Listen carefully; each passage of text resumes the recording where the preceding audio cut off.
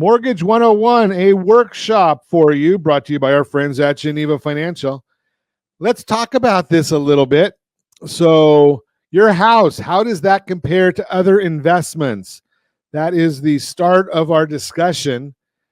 We got three different issues we have to talk about: safety, liquidity, and return. Those are the big issues that everybody wants to know about when they're talking about their house. So, safety, what is safety? The risk of loss of your money. There are four obvious threats to wealth in the house and one general threat to building wealth that may help some borrowers. You've got the threat of a lawsuit, the threat of foreclosure, depreciation, and appreciation. Let's think about that from a safety standpoint. Appreciation. Well, you have to understand, what is appreciation. It's not the amount of money that goes into your house, or the difference between the amount you owe and the value. It's you have to take off. Part of that is your money, right? When you're dealing with the difference between the amount you owe and the value, well, you've been paying down on your mortgage with your cash. So you want to add that back to whatever you've put into it, and you want to add back your deposit. So what is the risk there on appreciation? Well, the risk is kind of opportunity. If the property goes up, that's great. But what if you put your money somewhere else? Let's also talk about appreciation and one of the big misnomers of appreciation. People think, and I hear all the time, that they want to have their house paid off. Okay, so if you've got a $500,000 house and you've got a $400,000 mortgage, you've got $100,000 in equity in the property. Okay, and the property goes up. Let's just use 5% because it's easy for me. So it appreciates $25,000, say, this year. Now, if you have a $500,000 house and no mortgage, okay, and that goes up 5%, same $25,000. So you've got a zero difference in appreciation. The mortgage makes no difference in your appreciation. But wait, you put $100,000 down on one property and not on the other. Now, what happens if that $100,000 appreciates by 7%? If it grows, you put it into stocks, bonds, mutual funds. Heck, you could put it into a 10-year treasury and get, 4.4 right now. But the bottom line here, and I'm just using education. I'm not guaranteeing anything. These are all hypothetical education numbers. But if it went up 7%, now you've got another $7,000. So now on the second scenario, you've got $107,000 added to your net wealth or net worth, versus in the first scenario, you've got $32,000, $25,000 in appreciation, plus the $7,000 in the money that you can earn if you didn't make a down payment. So you've got $32,000 added to your net worth, versus putting money down and you've got $25,000. Okay, so the appreciation idea maybe did that change a little bit of thinking? Depreciation. What happens if that property goes from $500,000 and it loses 5%? My feeling is, and I've said this for many, many years, especially in the last few years when property values increase dramatically, that which goes up can come down. If it goes up 10% in a year, it can come down 10% in a year. It goes up 20%, it can come down 20%. We don't see that often, but we don't see it going up 20% very often either. So if we look at the 5%, we have seen values of properties drop 5% in given times. So the risk of depreciation, you could lose $25,000 only if you sell. Now, do you think the bank is going to be the first one, the lender is going to be the one to come up with that $25,000, or is it going to come out of the $100,000 that you put in? Yeah, it comes out of your money, not the lender's money. Now, in the other property, and again, no one has to come up with this until you go to sell. But the idea there is, okay, if that happens, You got a property that's $475,000. You're not selling it. It doesn't hurt anybody. And in the event of foreclosure, you get hurt, lose a job, can't make your payments for a while, and the bank says, you know something, I'm going to take over that mortgage note. I'm going to take over your trust deed. They're not going to take over the mortgage. You're going to take over your trust deed. They're taking your property back. Do you think they want a property that has no equity? Or do you think they'd rather spend their time getting a property that has equity? The one that has $100,000 is going to be more lucrative for them to take than a property that has no equity or is upside down, negative equity. So the risk of foreclosure is greater when you have more money in the property, more of your money in the property. And obviously, lawsuit. If somebody trips and falls on your property and you don't have enough insurance and there's no value, there's no equity in the property, do you think attorneys are going after you for that? They're going to go after the insurance company, whatever the insurance company has. Most likely, I'm not guaranteeing, but most likely, that's what they're going to do because they're going after the money. That's what they do. Second step. Now, we talked about in the last step, that was safety. Second thing that we need to look at, liquidity, the use and control of your money.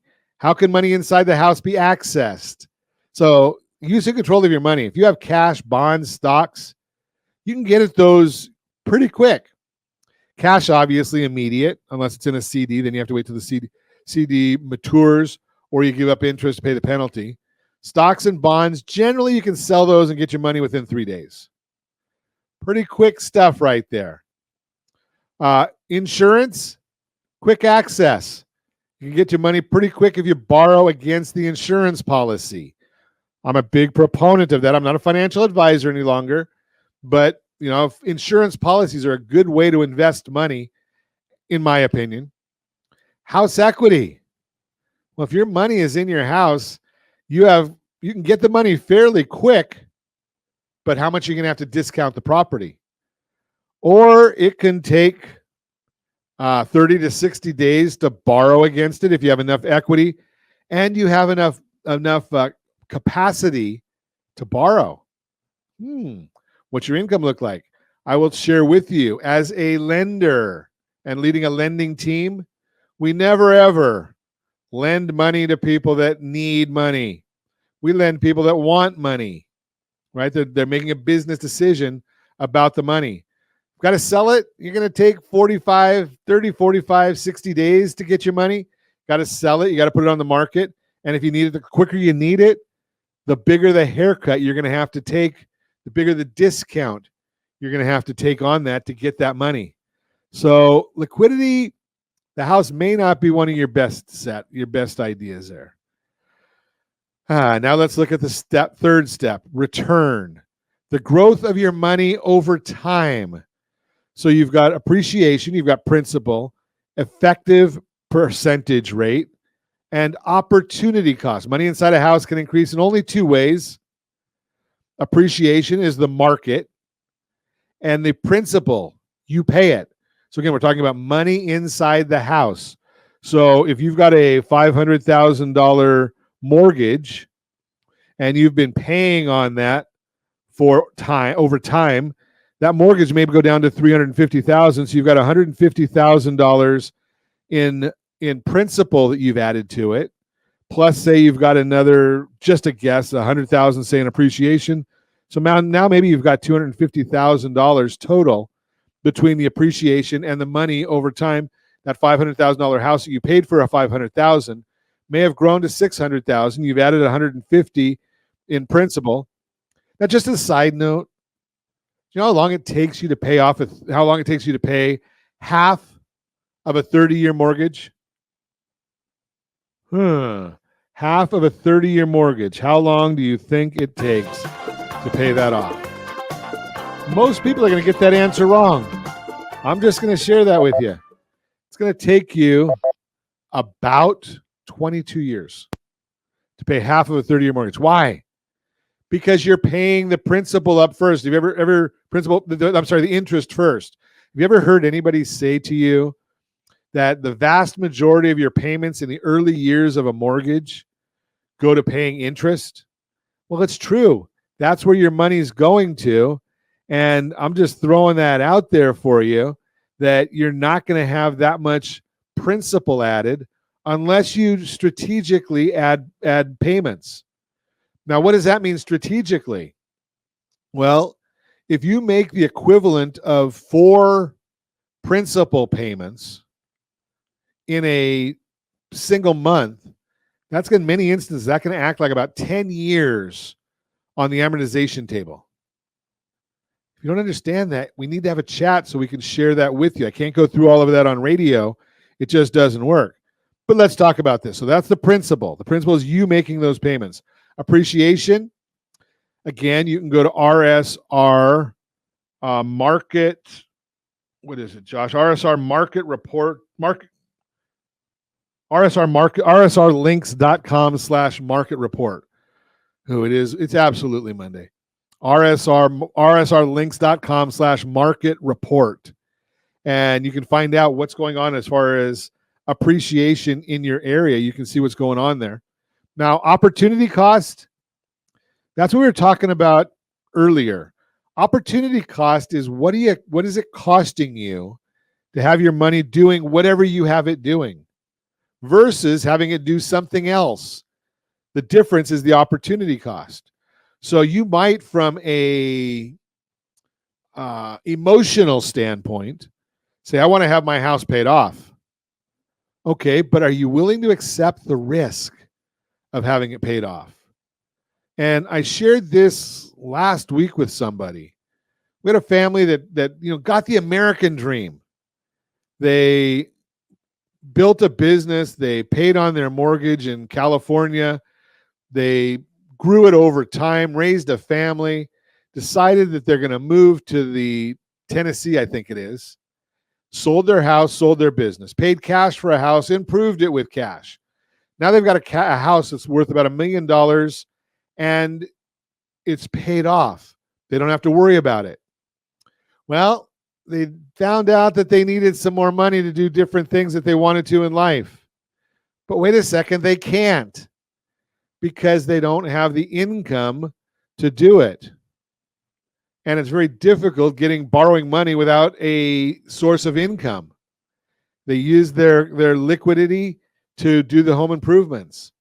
If you're thinking about retiring, before you ever retire, give us a call. And I don't care whether you have a mortgage or not, call us and let's have a Borrow Smart consultation and talk about this.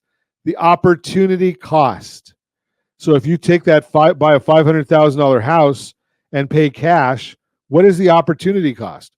What could you do with that $500,000? Because it's making you absolutely no money if it's sitting in your house. The opportunity cost is, I know of various insurance policies, they don't guarantee it, although they say they might, but I don't guarantee it, that'll get you a 2 to 13% return on your investment. They average about 8 over the last 30 years. No guarantees going forward. But an 8% return, if they got that same thing, that's $40,000 a year. If instead of putting that $500,000 into your house making nothing, you put it into this insurance policy. I can put you in touch with the people that understand this. $40,000 a year. Your house is still going up, hypothetically, 5%. So regardless of what your mortgage balance is, it's going to go up 25%. The opportunity cost, it's going to go up $25,000, 5%. The opportunity cost is earning $65,000, the $25,000 plus the $65,000 versus $25,000. $40,000 is your opportunity cost. Think about these numbers and how they might affect you. So that's our workshop for today. How does the house compare to other investments is the subject. Mortgage 101, brought to you by our friends at Geneva Financial.